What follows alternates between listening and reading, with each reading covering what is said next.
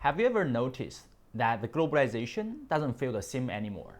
There's trade wars, new technologies, shifting power centers.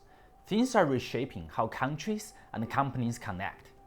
And right in the middle of this turbulence, one force is rising fast: the Chinese companies going global. What used to be the small and scattered moves has now become a structural force in the world economy. Looking back over the last 40 years, and you can see clearly three waves unfolding. The first wave was contract manufacturing and exporting, so China as the world's factory. The second wave was cross-border acquisitions and brand building, companies like Geely buying Volvo, the Swedish car manufacturer. And now we are in the third wave, pushing into the new boundary: clean energy, digital platforms, and global supply chains. So each wave were fueled by these domestic and foreign concerns, pressures like slower growth, saturated markets, and external shifts in technology and geopolitics. The lessons for the Global South: the impact is huge. Chinese capital and technology bringing jobs, infrastructures, and opportunities to help you advance into entirely new industries. While at the same time it's challenging a Western-centric model of globalization, China is offering a new version that tries to grow the pie instead of just grabbing it.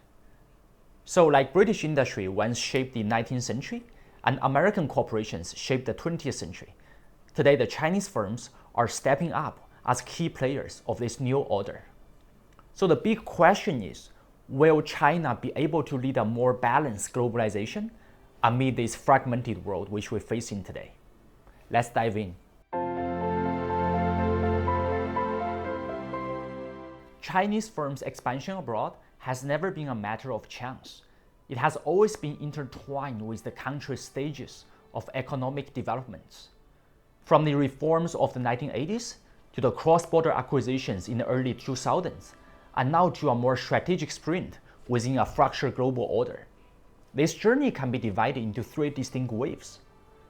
So the first wave, 1980s to 2000s, the initial phase was marked by trade, processing, and OEM productions, low-cost labor, combined with the dividends of reform and opening that quickly integrated China into global value chains. Export zones in Guangdong and Fujian province, they become the symbols of the world's factory, sending clothing, appliances, toys, and cheap electronics to Europe and North America. At the turning point of year 2000, Chinese GDP grew over sixfold compared with 1980s, while the import and export value has expanded more than 12-fold. So the drivers were clear. At home, the Chinese domestic market was still underdeveloped, forcing Chinese firms to rely on exports for foreign exchange and growth. Abroad, the end of the Cold War and the coming of this hyper-globalization has led Western capital to actively seek new production sites. So this was a form of passive globalization, built on comparative advantage of cheap labor. Chinese firms were largely subcontractors at the lower end of the value chain. But for many of the developing nations today, this phase holds a lesson.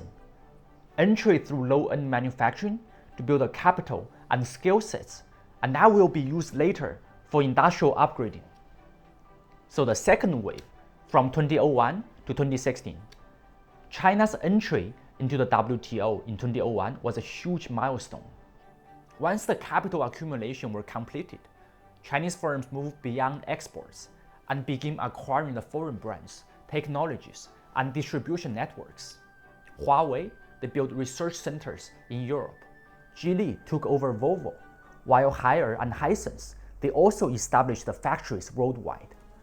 The cross-border mergers and acquisitions become the defining feature of this era.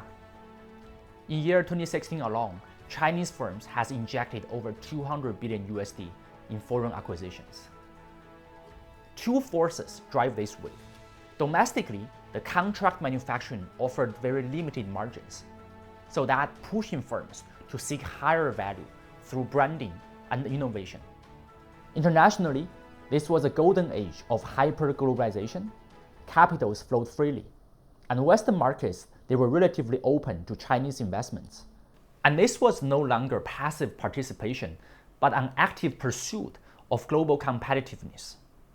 That experience demonstrated something essential. In the truncal global conditions, firms can leap ahead by integrating foreign assets and foreign capabilities into their own growth path. Now comes the third wave, from 2016 to today.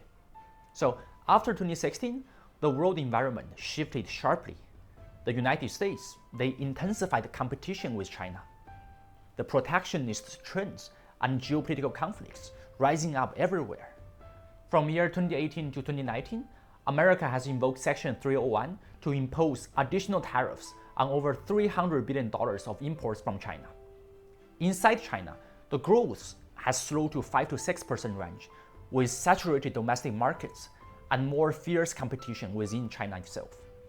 So under this dual context, a new phase emerged, which centers around industrial focus, brand building, and digital transformation.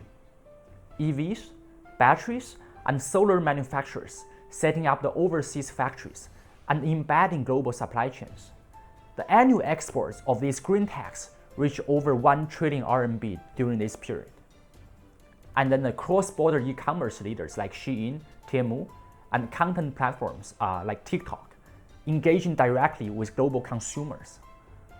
So the Chinese firms now leveraging data and supply chain management to expand into AI, e-commerce, and digital platforms. Unlike the earlier phases, this wave is more holistic. China has begun to position itself in the global restructuring of industries. For the Global South, this shift has opened new avenues.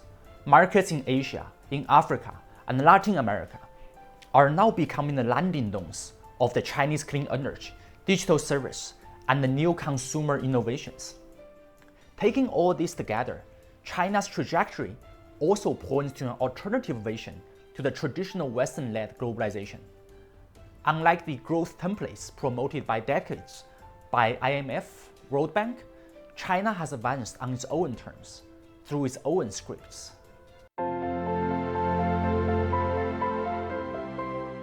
Historical trajectory explains when Chinese firms move abroad, and then the macro cycles show why they chose to do so. The cross-border expansion has never been an isolated decision. It sits within a larger tide of technology change, economic shifts, the debt cycles, and geopolitical rivalry. Understanding these forces will be essential to understand what now drives China's campaign of going global. First, there is a technology cycle. For over 2 centuries, global industrial structures have been repeatedly reshaped by waves of technology: the steam engine, the railway, the electricity, the information technology, and now artificial intelligence and green energy. Each cycle has dismantled the old systems while opening space for newer ones. Today, the world is entering the 5th wave. AI, clean energy, and blockchain, they are not yet fully commercialized, but they already start to define the frontier of competition. And that is where China holds a rare advantage. Electric vehicles, batteries, solar powers, digital platforms, these are the areas where Chinese firms have already moved ahead. So going overseas becomes not just about offloading the excessive capacities. It's also about claiming this strong foothold in the next industrial frontier. Now comes the economic cycle. For 40 years, Chinese growth engines were fueled by a self-reinforcing loop of investment, credits, and production capacity. Infrastructure and manufacturing projects, they created the assets, and these assets, they underpin the financing, and then the financing spurred yet more investments. But in the past decade, that cycle has slowed down. Returns on investment have fallen, the bad debts have piled up, and the domestic market has shifted from expansion to saturation. So in this environment, going overseas becomes not an option, but a necessity. It's a channel to sustain the supply chains and redirect the capacity, preserve industrial momentum. Now talking about the debt and the political cycle. In the West, there is towering debts, a growing gap between finance and industry, and widening inequality, which have weakened economic resilience. Currently, the average debt to GDP ratio is way above 100% across OECD, the developed nations. And the United States standing alone on this with over $37 trillion of national debts. So internal strengths have manifested themselves into populism, protectionism across the globe. In the Global South, demand for capital, technology, and industrial partnerships are also growing. As Western firms scale back, the Chinese companies are taking the initiative. So the overseas expansion for Chinese firms becomes a pressure valve to release the domestic tensions and also become an entry point into the regions seeking new engines of growth. Since year 2016, the United States, they have steadily tightened controls on China. Tariffs, technology bans, investment screening, all designed to curb China's rise. Under these conditions, each Chinese investment abroad carries strategic calculations.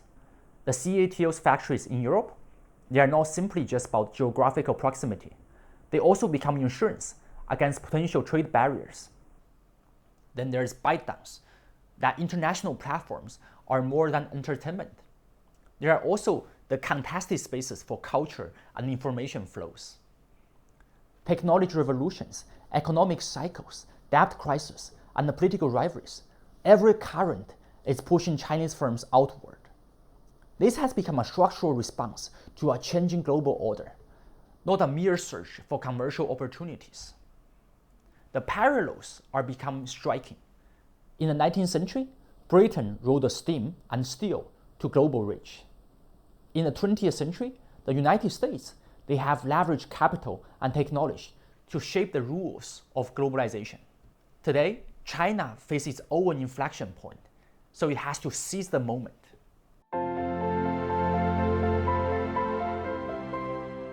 Then, what advantages these Chinese firms hold, and how do they actually grow? This campaign of going out, going global, showcased the comparative edge of China's key industries.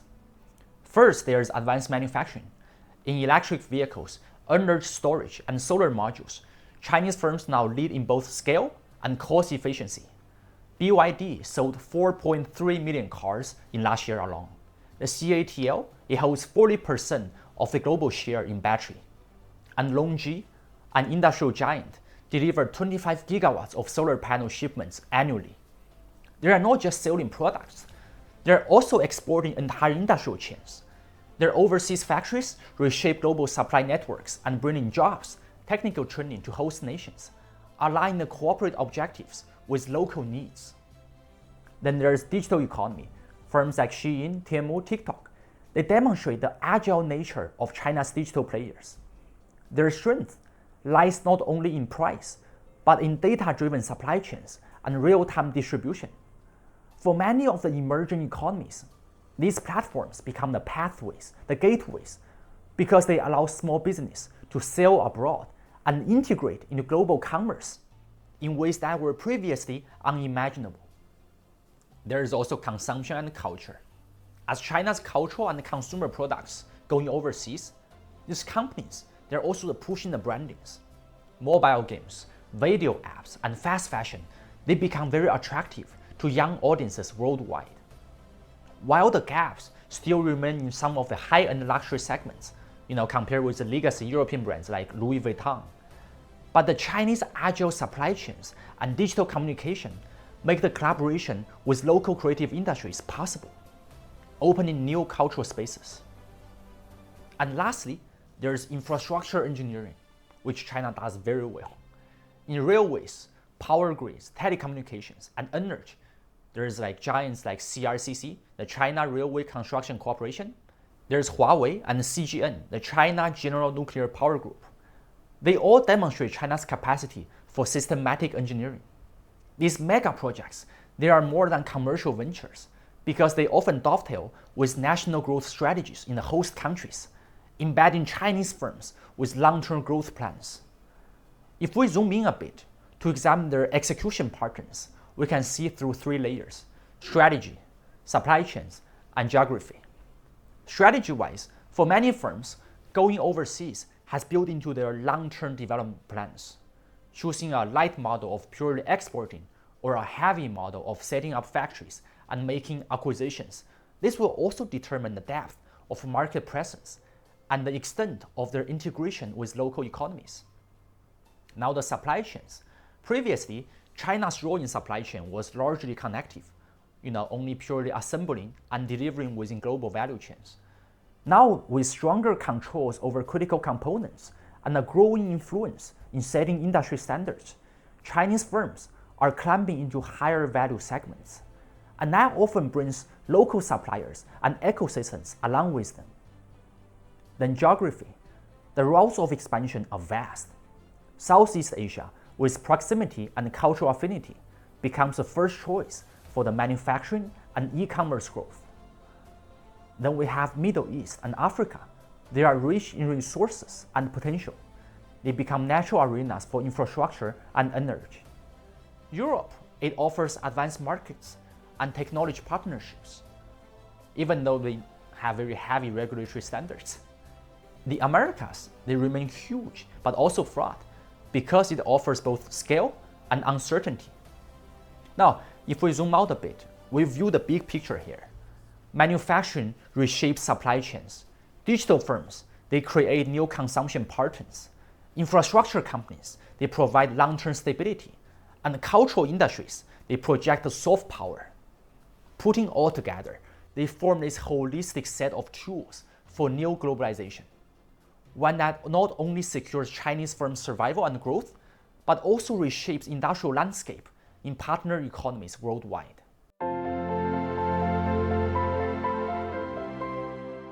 Within today's competitive landscape, the success of companies is only the starting point. The real question is whether national strategy and private initiative can reinforce one another in a sustained and positive manner. In the next decade or two, China needs to inject the energy of its enterprises into a broader framework that not only serves individual firms, but also advances collective national goals. So that's where the top-down design comes in.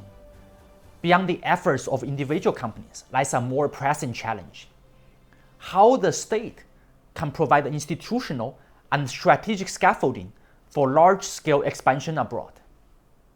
So for China, there needs to be a creation of a central coordinating body. That becomes an inevitable choice. We could call this the fourth wave of globalization. Such an institution would serve as a strategic hub, aligning global industrial expansion with domestic priorities and ensuring that partnerships overseas will unfold in an orderly and durable fashion. Its role should also be multifaceted. First, there is a pooling resources across domains, because in today's very complex international environment, companies, they face challenges that go beyond commerce alone. There's geopolitical frictions, media scrutiny, investment restrictions, even financial sanctions. The state involvement can help the firms withstand such shocks, while also providing partner countries with greater stability. It also needs to build the cooperative platforms. In key overseas regions, the Chinese companies, they sometimes compete against one another to their own detriment.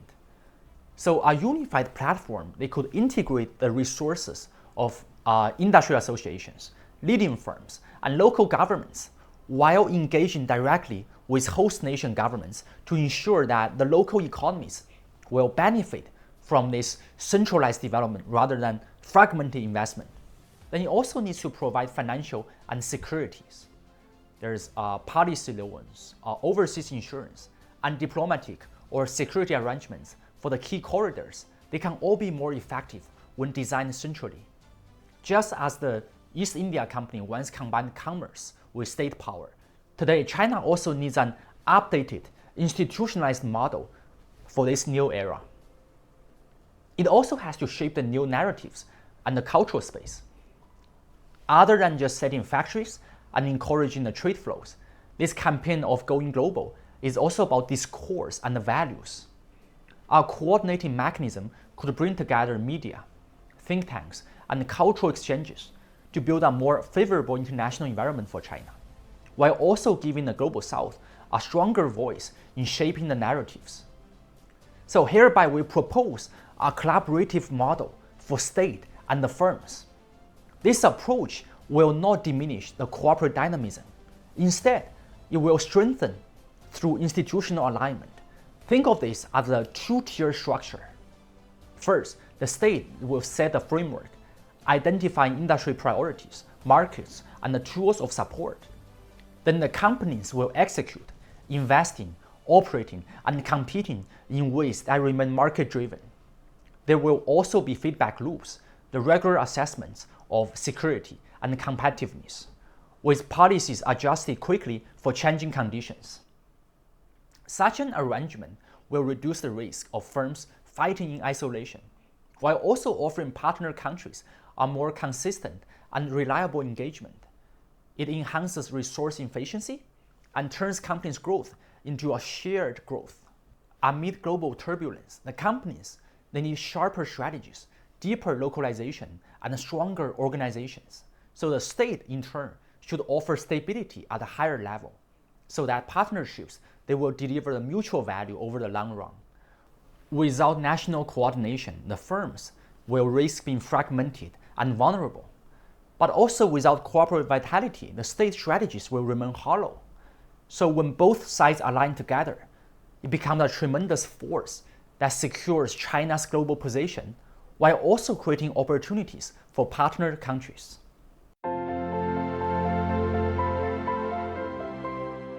As fractures appear in the older version of this globalization, the new forces are stepping in to fill the vacuum. So this campaign of going out for Chinese firms, while rooted in the needs of China's economy, it also extends far beyond its own borders. It's reshaping global industrial patterns and geopolitical alignments. For the rest of the world, and especially the global south, this wave is less a threat than an opportunity. So we have to see this through a lens that goes past beyond the zero-sum assumptions and recognizing Chinese firms as the central actors in the next phase of globalization. For decades, many of the developing countries, they remain trapped at the mercy of globalization, the Western-led ones. They become the suppliers of raw materials or the pools of low-cost labor. They seldom advancing up the value chain. But China's going global campaign is beginning to shift that dynamic. First, there is investment and jobs. Factories by CATL in Europe and Indonesia, and Huawei's network infrastructure projects across Africa. They have created thousands of local jobs. So unlike the traditional Western capital, Chinese firms are more inclined to root their operations in local economies, instead of just simply extracting the resources. There is also value chain extensions. The entry into emerging industries, solar, EVs, digital payments, these offer those countries the opportunity to bypass these outdated stages of development and leap forward directly into more advanced sectors. And of course, there is a knowledge transfer. It will happen throughout the process. The partnerships in infrastructure, e-commerce, and digital platforms, they provide the local business and workers with new skill sets and the managerial know-how, laying the groundwork for the sustained industrial upgrading. For countries striving for greater self-reliance, collaboration with Chinese firms opens space for new forms of growth. So together, we are forging toward a multipolar order. The globalization has long been defined by Western dominance, with multinational corporations and financial institutions dictating the rules and distributing resources.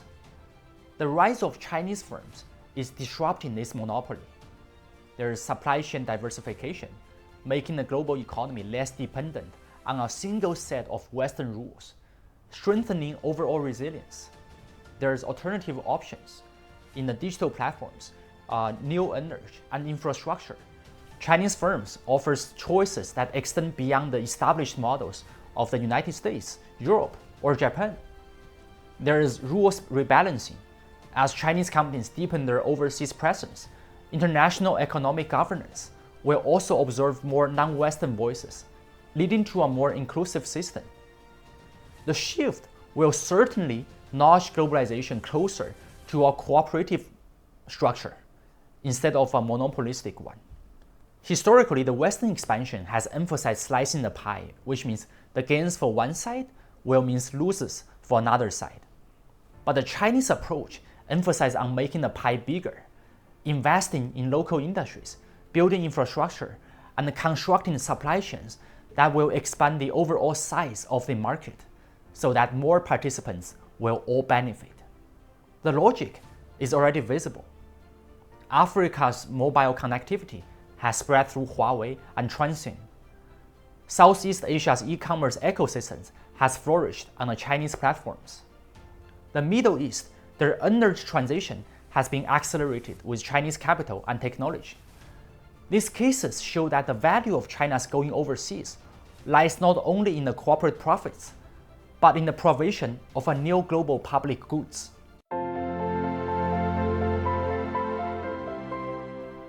So Chinese companies going out has evolved from simple exports to cross-border mergers, acquisitions, and now to the entire industrial and digital ecosystems. What began as an adaptation to domestic constraints has now become a deliberate strategy in a turbulent world order. The next decade will not be decided by individual companies, but by whether corporate vitality and national vision can align together. So firms will need sharper strategies, stronger resilience, and the state will provide institutional innovation and coordination, linking economic, diplomatic, cultural, and security tools into a durable platform for global engagement. For the world, this is not about competition. It's about if globalization can be redefined. Chinese capital, technology, and partnerships are giving the Global South a chance to leap forward into the industries of the future. So this is not colonial extraction, but the provision of new global public standards, jobs, clean energy, digital networks. The direction is irreversible, and the stakes are no longer just China's growth, but the shape of globalization itself in the 21st century.